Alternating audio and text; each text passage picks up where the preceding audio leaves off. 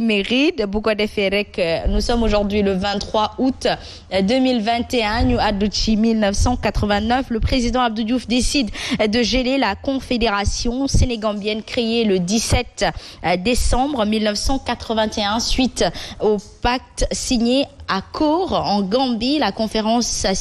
confédération sera dissoute le 30 septembre 1989 moom Abdou Diouf mi nekkoon deuxième njiitum réew mi moo def li ni mel. Asma am na bu ko jiitu boobu mooy deuxième bi ko jiitu mooy fédération du Mali bi si topp mooy bi ñu àndoon ak Gambie mais lépp loo xam ni est-ce que xam nga ni union africaine Asma ñu koy wax organisation de l'unité africaine ci temps est-ce que xam nga ni nasaraan neexu ko mos ko neex da see mënul dara mais est-ce que xam nga ni nasaraan ci ñun la inspiré pour def Union européenne. te muy dëgg. wante te boo delloo ginnaaw sax ba ca jamonoy 15e siècle la ca des xam nga penc moom la nasaraan jël daal di ne day def moom démocratie. boo jëlee Nubie ba ca Égypte. ci histoire ba jaar fii ci Sénégal sunu maam yi fañ daan daje di waxtaan. moom la tubaab jël def ko assemblée nationale. très bien mais ci histoire loolu amul fenn fu ñu ko bind. très bien comme nag li ñu bind lañ ñuy récité loo ñun bu ñuy récité dañuy jàpp ne demeewul noonu. waaw réalité bi noonu la demee pour wax rek ni la président Abdou Diouf décision boobu mu jël da ko jël d'accord naam parce que situation bi loolu la laajoon mais situation bi laajul woon loolu en réalité mais comme dañ ko tënkoon comme ñi fi nekk tey ni leen tënkee lu si bëri dañ leen koy defloo. Très bien 2004 ci la ñuy àddu ba tey desandi ci bésub 23 août bile célébration de la première édition de la journée du tirailleur sénégalais à l'instigation du président Abdoulaye Wade le dernier tirailleur sénégalais de la première guerre mondiale moom Abdoulaye Ndiaye est décédé le 10 novembre 1998 à l'âge de 104 ans à Thiowor dans la région de Louga Soxna Fall. voilà tirailleur moom boo ko déggee Asma Hadija sa xel day dem ci loo xam ne day naxari parce que histoire la boo xamante ni si ni ñu ko nettalee noonu ni mu demee ci jamono joo xamante ni si jël nañ leen jaay nañ leen doole ruubekat yi comme ni ko paasan di waxee jaar fa ruube ñu jëf jëñ leen def naqar rek lay doon ci bu ñu koy fàttali ci ak jàmbaaxte ak kook ñàkk yaafus gi nga xam ne suñu maam yooyu defi woon nañ ko nasaraan ka jaaxaat ci suuf jaay leen doole teyit teg doole ci seen kaw noot leen def leen lam leen def kon naqar rek lay doon naqar boobu noonu nga xamante ne ba tey dañuy wéy di ko nemmeeku am na ñoo xamante ne dañoo bàyyee ko ci famille tirailleurs yi te d'office dañu amoon nationalité française non seulement wormaluñu seen kàddu seen diggante ak ñoom waaye tamit seen njaboot gi nga xamante ni jamono ji ñenn ñi ci ñoom immigré nañ fële respecté wuñu waaye tamit respecté wuñu surtout mémoire u tirailleurs sénégalais yooyu nga xamante ni ils étaient composés de Maliens de Guinéens et surtout justement de Sénégalais pour défendre cette France qui aujourd'hui n'arrête pas de nuire aussi bien au Sénégal, au Mali qu'à la Guinée. Oui, Asma, c'est toujours assez malheureux de revenir en arrière quand on pense à certains faits historiques yoo xam ne ni dafa semer la désolation dans les familles, surtout après un acte, n'est-ce pas, de bravoure, de solidarité de l'Afrique à l'endroit de la France. Tey ñun ñi dëkk à quelques encablures du camp Thiaroye nga xam ne foofu la ñuy fooyee foofu la ñuy fubalee foofu la ñuy defee lépp tey soo fàttali ko Thiaroye 44 dem def li ñuy def ñëw ñee ñu jox leen seen pécule ñii ñu joxuñu leen seen pécule parce que ay borom dellu yu ñuul lañu te ñoom ñoo def le plus gros du travail parce que Hitler demoon na naani café foofu comme ni ñu koy waxee ci digg Paris. Il a fallu que l'intervention de nos guides religieux pour ñu mën a kii et à la fin qu'est-ce qui s'est passé? On n'a pas eu les pécules et on a été tués comme des mouches. Et jusqu'à présent, l'histoire n'a pas encore rétabli, n'est-ce pas, comme la justice par rapport à cet acte-là. Justement injustice bu ñuy nemmeeku ba tey muy bon suñu xol yi waaye tamit nasaraan si yaakaar naa ni génn nañ ba jéggalu tamit nag seen maam moo tooñoon suñu ay maam est-ce qu'il n'est pas temps de pardonner de passer à autre chose Baye-San tout en je sais pas gardant en mémoire justement fi ñu jaar ak ñoom mais en oubliant la rancœur. Je pense que rancœur Sénégalais yi ak africains yi dépassé nañ ko bu yàgg. tey jii nii ci mere tubaab bi ba tey de. tey jii nii Sénégalais yi ak africains yi ñoom bañ nañ ko ba sax ñenn ñu ci bëri dañuy supporter Paris Saint-Germain cela veut dire beaucoup de choses après nag beneen bi aussi mooy appréhension ak compréhension bi ci ñenn ñi am plus ñuy dem nag africains yi di gën a yeewu africains yi nu ñu gën a yeewoo gën a découvrir histoire la réalité gën a am benn genre frustration mais seetlul par exemple tubaab jéggalu na par exemple li ñu def juif yi ñoom jéggalu nañ leen mais africains yi black yi non duñ leen mës a jéggalu parce que c'est inné c'est-à-dire dafa neexut a wax te duñ ko xamle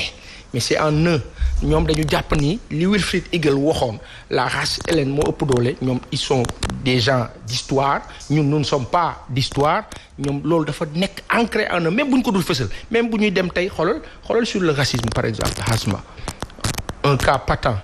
joueur football ñaata joueur ñooy subir loolu ci àdduna bi mais li ñu koy subir da ngay gis ne que du am benn déclaration officielle bu ngande buy valoriser loolu dañuy nekk toujours rek di ko lijjanti c'est en eux donc noonu mu nekkee en eux loolu nag sawaay il faut ñun ñu xam ni du deñ léegi ñun nag ñoo war a aussi am taxawaay buy tax loolu ñu dindi ko. Aïcha dayoo lu ñu manqué ci jamono ji mu gën ci fës mooy am dayoo suñu diggante ak collaborateurs yi mu di nasaraan ba ca France mbaa nag ñeneen ña ca des 23 août ba tey ci la ñuy desandi addu ci atum 2019 décès à Dakar à l'âge de 82 ans de l'homme politique Amath Dansokho mu nekkoon le président d'honneur du parti de l'indépendance et du travail PIT ancien ministre et ancien député ancien maire de la ville de Kédougou. kii moo la ndeysaan yàlla na ko yàlla yërëm. amiin waay. est-ce que xam ngeen ni kii moo tax alternance am. très bien. li coow lii bëri lépp nag sa waay kii la kenn mënut a wax lépp. Aïcha waaye réunion ya mag ya daan am yépp këram la woon nga xam ni moo doon pièce centrale motrice kii mooy ki nga xam ni moo daan motiver président Abdoulaye Wade ci jamono bu demaan ba découragé la ca des nag danga kaa def 3 points de suspension. très bien en tout cas di ko ñaanal yàlla na ko yàlla yërëm te xare ko àjjana bàyyi ñoo xam-xam bu baax bi mu fi bàyyi woon te ñin jege président Macky Sall di cëbb ci moom manqué wu ñu référence benn yoon léegi nag dañuy dem dalal Soxna Fall ci tàggat yaram ce sera tout de suite.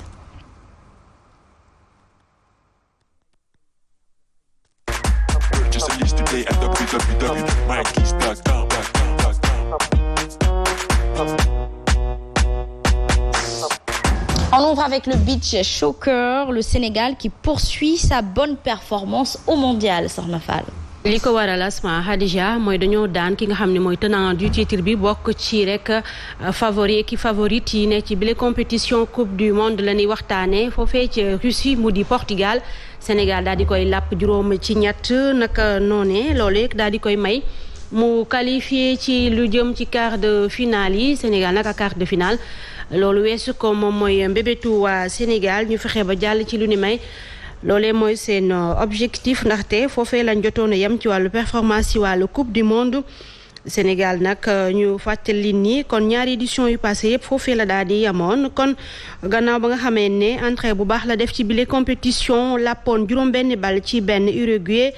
loolee may ko mu daal di taxawaat ci kanamu Portugal wane boppam dëggal lu ni mel que champion la ci wàllu discipline boobee moo tax Sénégal dem ak xarañtaay ci li nga xam ne rek wax nañu ko moom ki leen di tàggat di Ngalla Sylla ba match ba noppee mooy